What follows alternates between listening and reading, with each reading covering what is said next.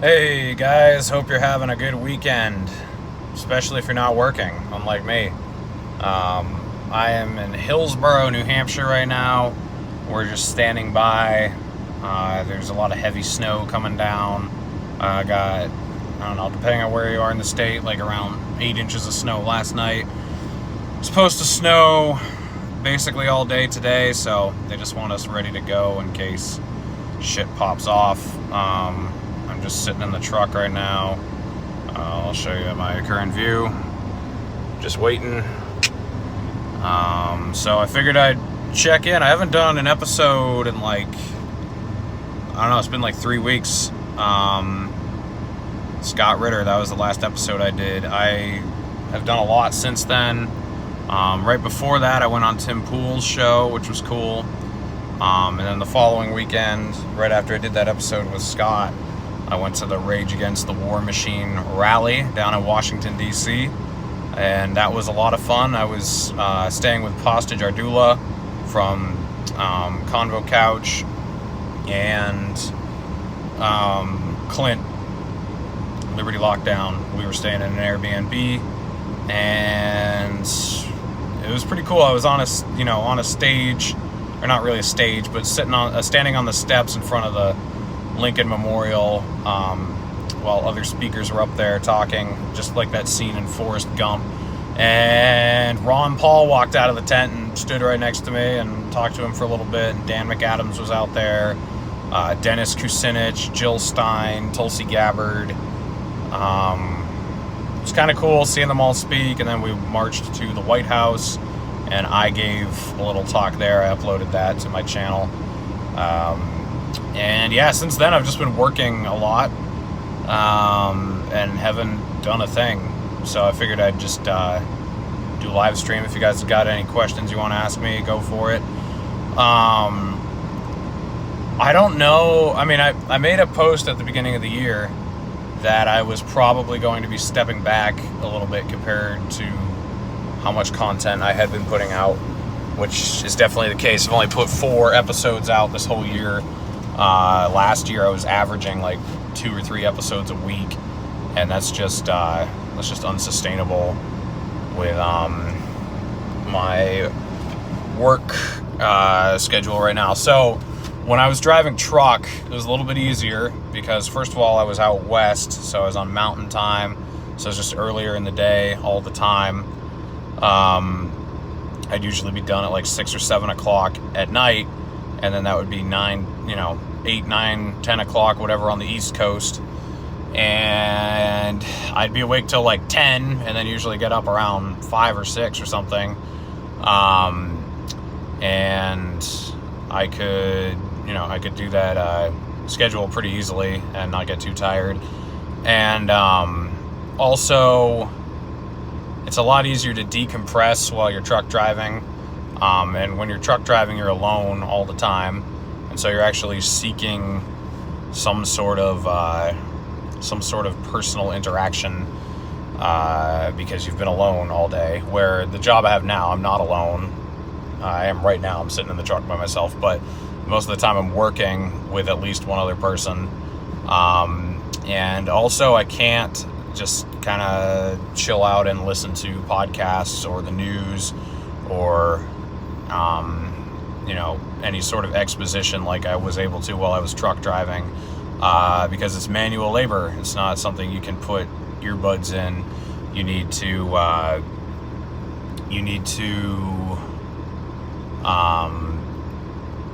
be able to hear the other people, and then half the work we're doing is so loud you wouldn't be able to hear anything over it anyway, like jackhammering, running equipment, or whatever. I do have the truck running right now. I don't leave it running all day. I just saw that question.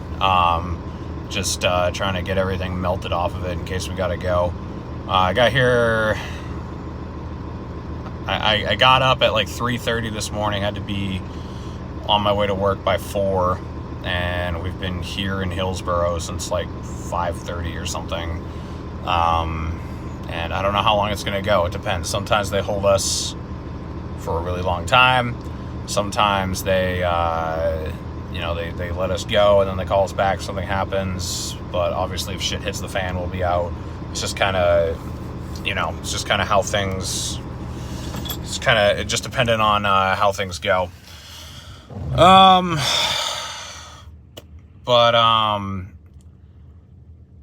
Yeah, it's been a crazy couple weeks politically. The war propaganda for going to some sort of conflict with China has really skyrocketed. I've noticed that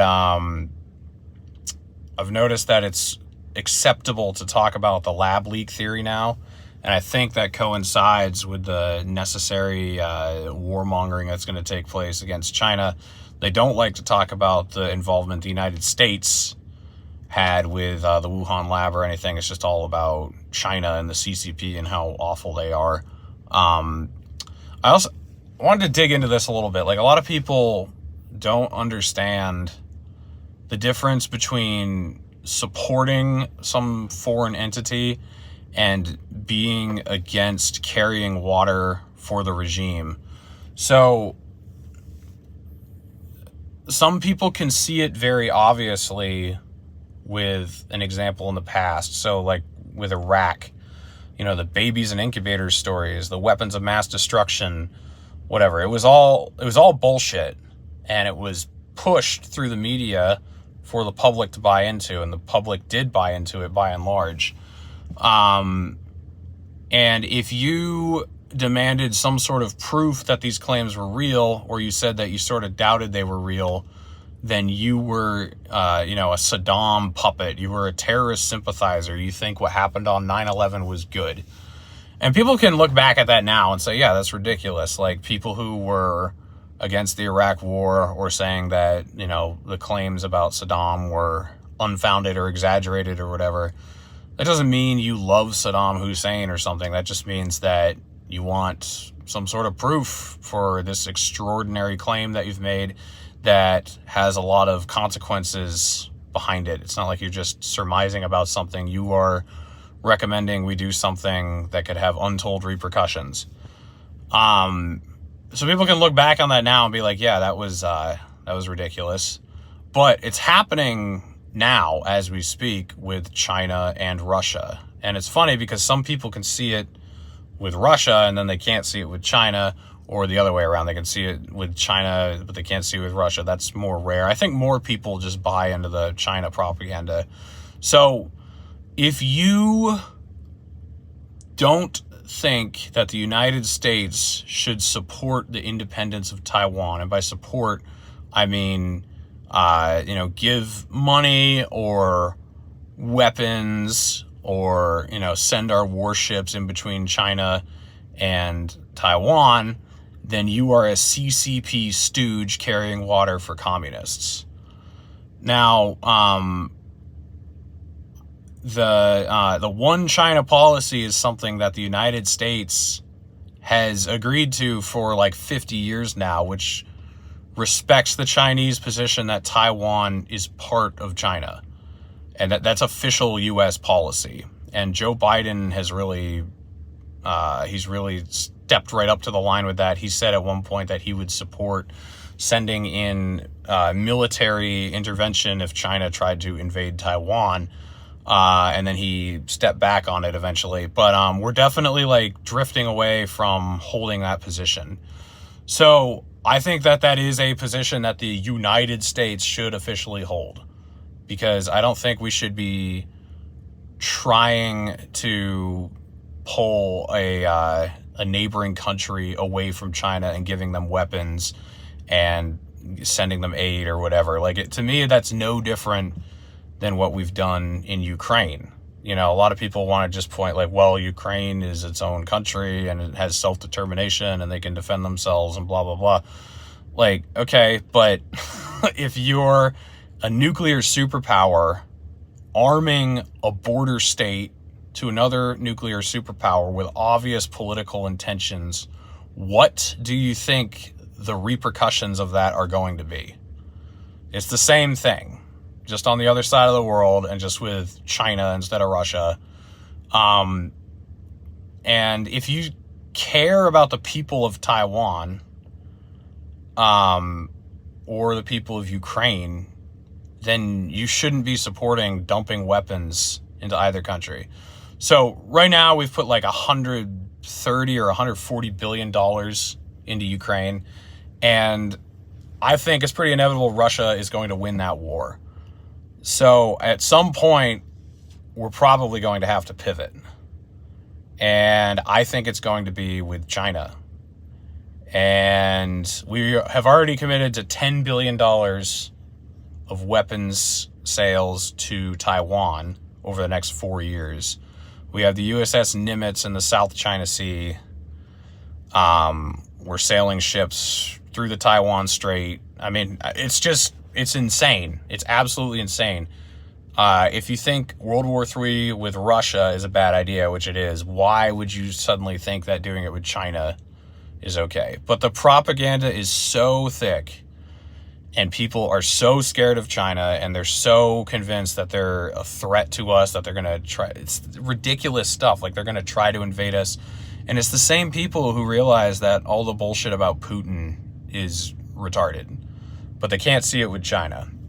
And it's a lot of people who say really good things about the war in Ukraine, like Tucker Carlson. He's awful on China. And it's the thickest propaganda. Like, it has kind of existed with Israel for a long time. Like, a lot of people, it was kind of taboo to criticize giving aid to Israel, but a lot of people are waking up about that one now. And a lot of people who are awake on that issue, they're not on China. And then there's other things with China, like the whole Uyghur situation. Like, yes, the way the Uyghurs are being treated is bad. No one should ever be put in detention facilities, regardless of what the purpose is. But to say that there's a genocide going on when you already have a country with an extremely fucked up birthing policy, allowing certain amounts of people to be born in a certain demographic and then in another demographic, and then they just change the regulations around it, saying that actually these people have to have the same number of children as these number of children.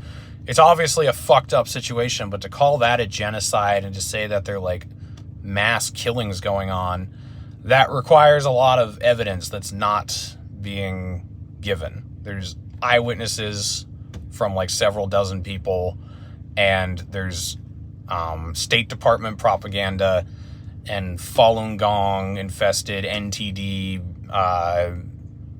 bullshit that's pushing this narrative. So, all I'm saying is you should have a very high threshold for accepting something as truth. And even if the worst things they're saying about China are true, does that mean we should go to war with them? Like, if the worst things they're saying about China are true, what's happening in Yemen is still worse. I mean, they're killing more people, and that's something that your government supports. So why are you so selective about the atrocities that are taking place around the world, and why do you want to intervene in these scenarios, but you don't want the government to just end involvement with atrocities that they're already perpetuating around the world? That to me is very hypocritical. Take the log out of your own eye before removing the speck from your neighbors. But, pointing any of these things out makes you a Russian asset or a Chinese puppet or whatever. And I don't know why people are still scared of those labels. I mean, it's just the rehashed terrorist sympathizer. That's been the most shocking thing to me over the last couple of weeks is like how prevalent the China propaganda is. Let's see, we got a few comments here. Why won't this let me scroll up? How many polls you handle today, big boy? No polls yet, or just one if I get really bored. We'll see how it goes. I'd rather send all the Ukraine and Taiwan aid to Japan. There you go. They can say leak, but they can never say intentional release. Oops, it was an accident. Also, they completely avoid the subject of American culpability. I bet that the intentional release will be next. I mean, I have seen that actually, that it was an intentional release from China. and that they were trying to kill millions of people around the world. I saw Tucker Carlson did a thing about that. So I don't know. I think that it's very convenient timing that suddenly that is an allowable opinion. Isn't it amazing, like, when something is suddenly okay to say? I've thought about that a lot the last couple of years. Like, there were times when you could say things that would get you banned off of all social media that CNN can now say with a straight face and act like it's what they've been saying the whole time.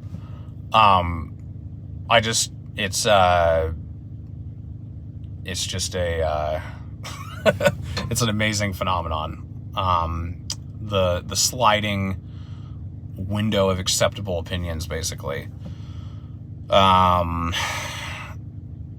this is becoming the next one. A lot of you guys probably saw Woody Harrelson's bit on SNL. A lot of people are like, oh my God, why was he allowed to say that? Like, I can't believe they let him get away with that. And it's like, well, that would have been a really brave thing to say like 2 years ago. But it's March of 2023, not, 2021, when all the forced vaccines were starting to be floated that, oh, we're going to have to do a national database for this or whatever. That would have been the time, or even like a year earlier in March of 2020 when everything was starting to get locked down, that would have been the time to be brave and say something like that. And I'm not saying I don't appreciate him saying it, I do, because it was funny and it was true, but people acting like that was just so amazing that he got away with it. I don't know, to me, that's just, that's like saying the Iraq War was a bad idea now. It doesn't take much, much bravery anymore. It's just kind of an obvious thing at this point. I think Tom Woods said, like, being against slavery in 2020 is not brave. Being against slavery in 1862 would have been brave. And that's true. Like, there's a time and place for something to be a brave statement. After enough time goes by, it's just, I don't know, it's just more of a virtue signal than anything. Yeah, I don't know, it's still kind of early in the morning, I guess. I might do another one of these tonight if I'm still hanging out, but, we'll see. I think I'm going to be working. Like, the snow's pretty heavy. And if it gets windy at all, I'm pretty sure shit's going to hit the fan and the power will be out all over the place. But I certainly chose a good winter to get back into this shit.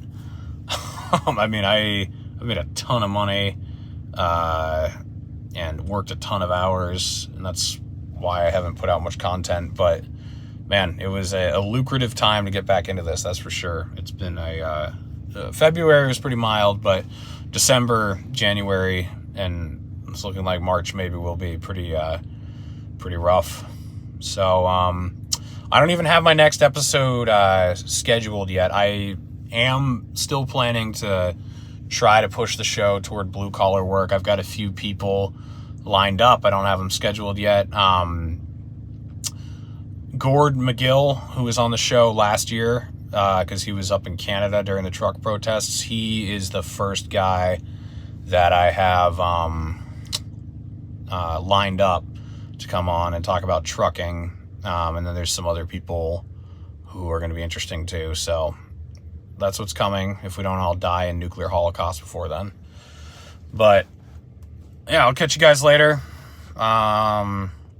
Oh yeah, my Twitter's back now, in case you haven't heard, at Reed Coverdale. I got restored the day I went on Timcast, right as I was getting picked up from the airport. Yeah. Take it easy, guys. Take care of each other. Take care of yourselves.